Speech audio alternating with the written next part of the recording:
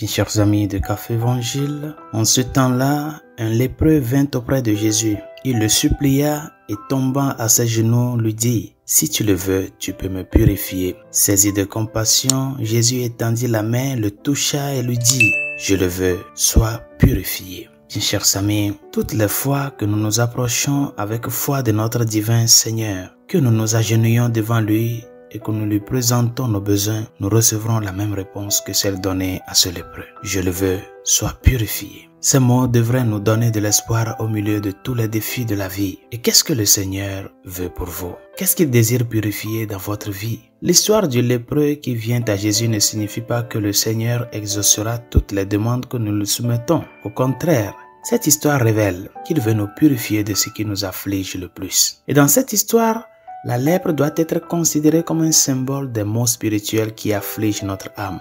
Avant tout, elle doit être considérée comme un symbole du péché dans notre vie qui est devenu habituel et qui cause lentement de grands dommages à votre âme. À l'époque, la lèpre ne causait pas seulement de graves dommages physiques à la personne, mais elle avait aussi pour effet de l'isoler de la communauté. Elle devait vivre à l'écart de ceux qui n'avaient pas la maladie et s'ils s'approchaient des autres, elle devait montrer qu'elle était lépreuse par certains signes extérieurs afin que les gens n'entrent pas en contact avec elle. Et la lèpre avait donc des ramifications à la fois personnelles et communautaires. Et il en va de même pour de nombreux péchés habituels. Le péché endommage votre âme, mais il affecte aussi vos relations. Par exemple, une personne qui a l'habitude d'être dure, de porter de faux jugements sur les gens, d'être sarcastique, d'être envieux, avare ou d'autres choses de ce genre ressentira les effets néfastes de ces péchés sur ses relations. Et pour en revenir à la déclaration de Jésus ci-dessus, considérez le péché qui affecte le plus non seulement votre âme,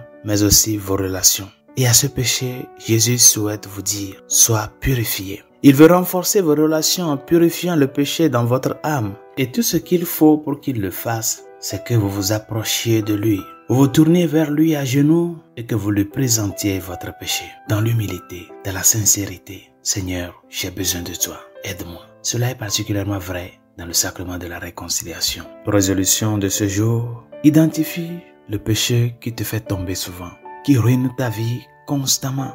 Un péché dans lequel tu tombes fréquemment. Prends conscience de cela. Approche du Christ dans le sacrement de la réconciliation. Tombe à genoux, demande-lui pardon. Et que la grâce du pardon que tu auras reçue avec la dernière confession que tu feras, que cette grâce t'amène à la lutte, à ce qu'une fois libéré de ce mal, tu puisses apporter ta petite pierre pour qu'unie avec le Seigneur, dans la lutte quotidienne, il puisse construire avec toi l'édifice de ta rédemption, de ton salut. Bonne journée, Dieu vous bénisse.